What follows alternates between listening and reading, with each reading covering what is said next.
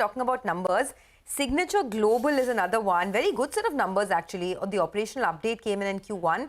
The pre-sales have surged 250%. Collections are up over 100% year on year.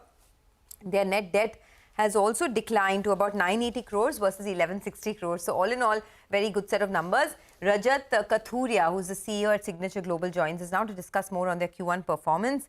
Rajat, thanks a lot for joining in. Can you tell us, will you be able to surpass your FY25 guidance given the kind of strength you've seen in the Q1 performance? I think you had spoken about a 30% growth in your numbers in FY25, but do you think you can do better than that? So, Sonia, we had a fairly good quarter. We launched our first project in Sector 71, which is a very key, micro market for us. The launch went off very well. We achieved about 2,700 odd crores from a single project, and that contributed significantly to our Q1, pre-sales numbers, where we've crossed about 3,000 crores. This gives us a lot of confidence to, achieve our annual guidance of about 10,000 crores. It would be a little premature to say whether, we are crossing it or not, but we are confident to achieve that guidance. Okay, all right. Hi, Rajat. You have mentioned that you expect realizations to normalize from these levels.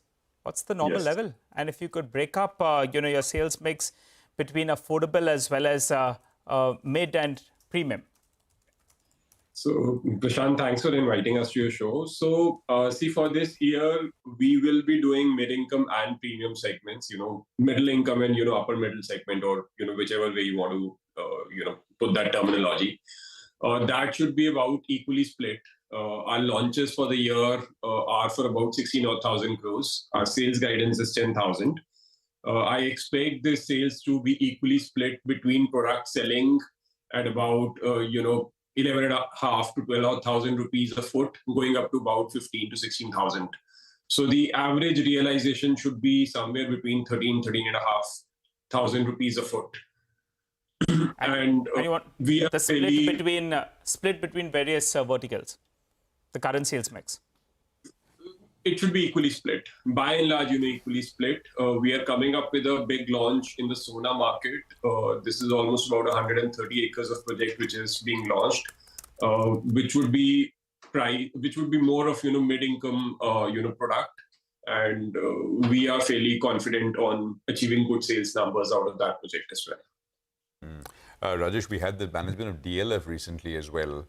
And they also told us that they're also expecting more sort of moderate trends as far as pricing is concerned overall.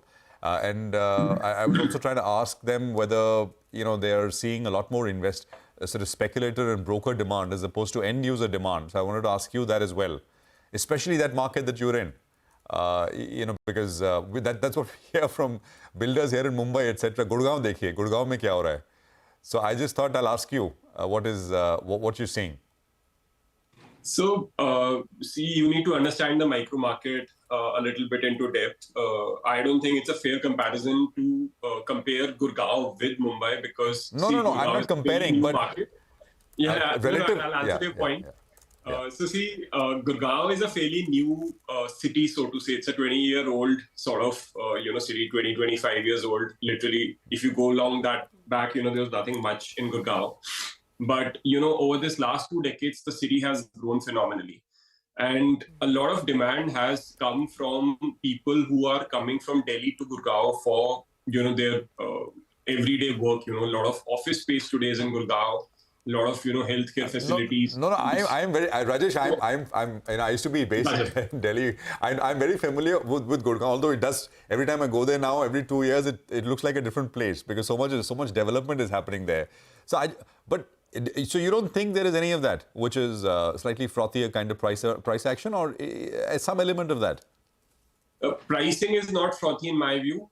I think it's by and large driven by end users. There will be investors or people who've created wealth with Gurgaon real estate over a span of time. So, you've talked about DLF. People who would have invested in DLF like 15, 20 years ago have created a lot of wealth at, an individual level. And to that an extent, yes, there will be people who could be long-term holders of, real estate.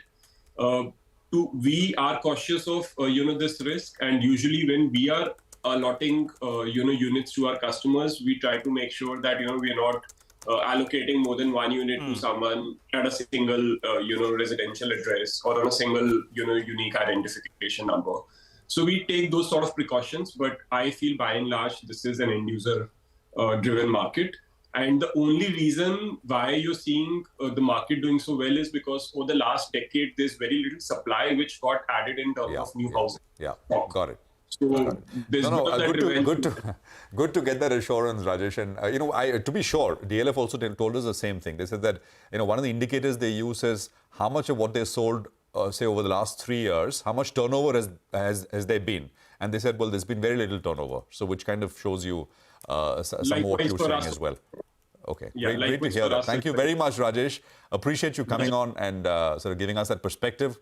Thank you for joining us.